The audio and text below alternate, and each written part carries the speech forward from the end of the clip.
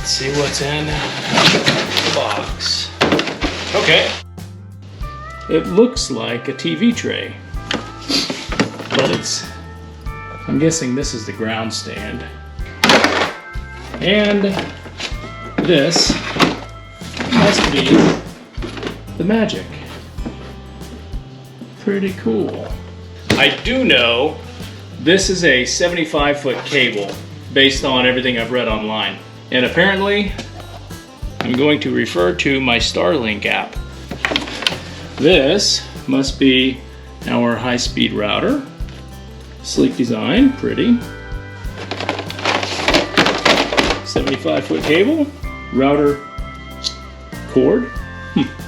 Sorry guys, this video is not going to be very exciting. This looks very, very easy. Welcome back to the ranch. It is January 2025. We've had Starlink here since Thanksgiving-ish 2022. If you're like me and you have a lot going on in life with business and personal stuff and maybe a YouTube channel, who knows? You happen to live way out in the sticks as we do. We had a few options for internet, and Starlink, I read all the reviews, all the hype, of course, and gave it a try. And so now we've got 2 years of experience with Starlink. I want to talk about just an overview of my experience, price and value, and then I'll offer my personal recommendation based on my experience as someone who uses a lot of internet. So let's get started. So for the first for the first year, no kidding, we had the dish on the ground stand, just with the cable running out, in the yard, and it worked fine. So if you don't have a sophisticated setup, but you need internet, use the ground stand. There's nothing wrong with it. It works great. It's just very hard to mow around. So yeah, don't run over that cable because you'll have to buy a new one and they're kind of pricey. I did end up buying the Starlink pole from the website just to get this thing off the ground and out of the way. You could use an old piece of pipe from your barn. I just thought this looked a little bit cleaner. Naturally, you have to run the cable from the dish to your router inside. I just ran mine in through the ceiling, down the wall, made a huge hole, drug it through, and then put some really cool stuff around it to set up the network and hide my huge hole in the wall. If you're not super tech savvy, that's okay. Don't let this intimidate you. I bought one little adapter to put an Ethernet cable into my router and run it to a switch. And from that switch, I power this entire place. This gym and Chloe's house. Let's go take a look at how that works.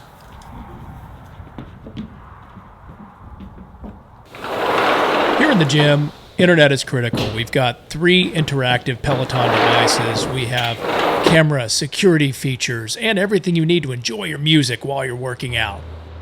The question is, how do you power all these wireless devices 50 yards from the house? Answer: wireless access points.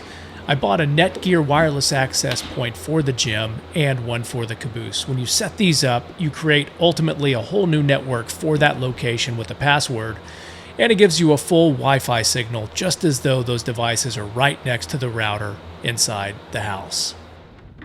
Let's head over to Chloe's house. I'll show you her setup.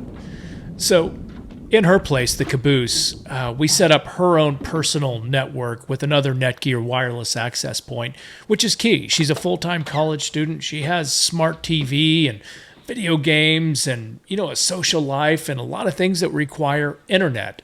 So, same setup, same situation. She has all the bandwidth she needs to do everything she needs to do. So, I think we've got 39 devices on the network here.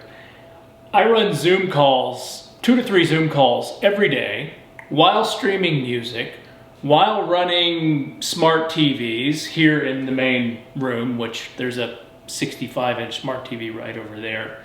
Beyond the TV, the Zoom calls, the music streaming, having our phones on Wi-Fi so we're not burning data, about 15 cameras, security stuff.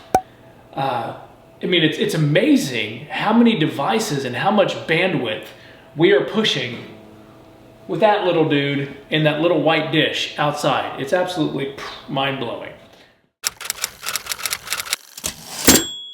So Starlink is what it is. This is the easiest part of the entire video. It's highly reliable. I've had no issues. I remember one outage in 2 years, one memorable outage. It was an entire afternoon. I think it was the entire state, maybe the entire country. I don't know. But the rest of the time, it just is what it is. And if you want to get a good feel for what it is and the data you have at your fingertips, let's check it out right here.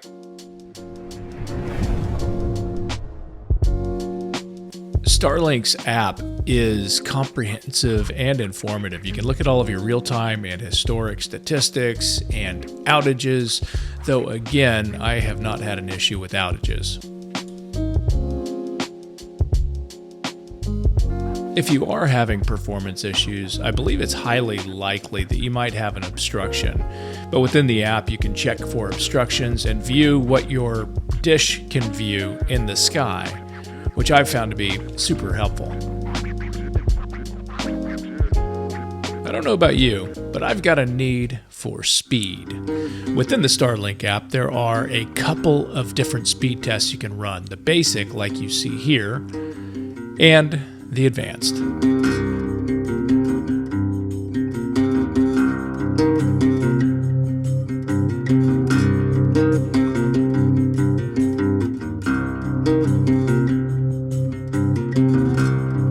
The advanced speed test will uncover my primary frustration with the entire system. Oh, and it's a big one. We'll talk about this in the recommendation.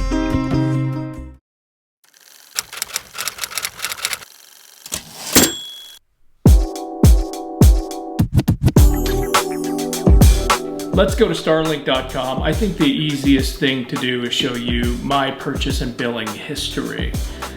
When you order Starlink, you have to pay for the equipment on the front side, and then it costs you 120 bucks a month. You'll notice that my billing history is a little more than 120 bucks a month. That's because I just recently bought this. This is the Starlink Mini.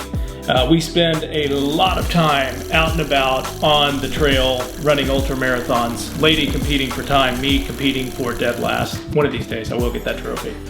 But I had to buy this equipment, and then that service was a little bit more a month. So now I think I'm charged $150 a month instead of $120. When you order Starlink, it's not like your typical internet service provider where you're locked into a contract over time. You know, if you want to stop service, you just stop service. I do like that freedom and flexibility. On the subject of price, I bought my 2 Netgear wireless access points and the switch for $209.19 on Amazon. Not included here is the cost of the Cat 5 cable, which is really relatively inexpensive. You know, we trenched 75 yards to the caboose, 75 yards to the gym, and ran the cable when I ran the electricity, so it was super convenient. The rental of a trencher is going to cost you between $75 and $125 a day. Then you just have to bury the cable, run the cable from your house, from your Starlink unit. The rest is history. It's pretty easy.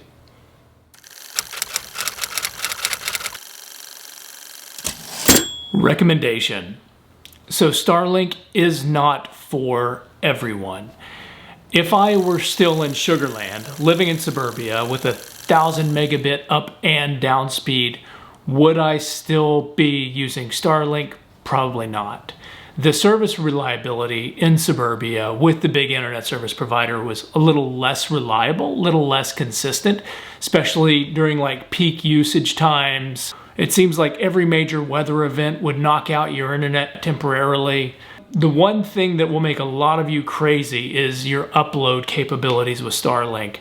The download speed's great. We do not have a cable provider for any of the TVs in this house, in the gym, or in Chloe's caboose. Like, it is all streaming service directly through the internet while we're running cameras, while I'm on Zoom calls, while we're using internet for email and, you know, research and browsing, whatever the case may be.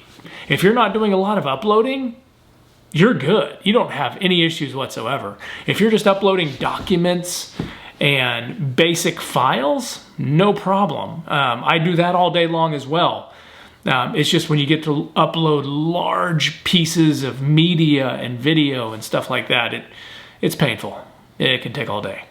So in summary, my experience has been absolutely great with Starlink. I am really looking forward to breaking into this box when we're out on the trail, out in places where you can't even get a cell signal. And I will take you guys with us when we do.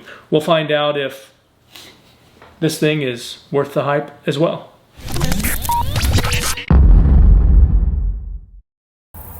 If you click on the circle at the base of the windmill, the Starlink genie will grant you 3 wishes. Or at least you'll be subscribed to our channel, and that's pretty cool too.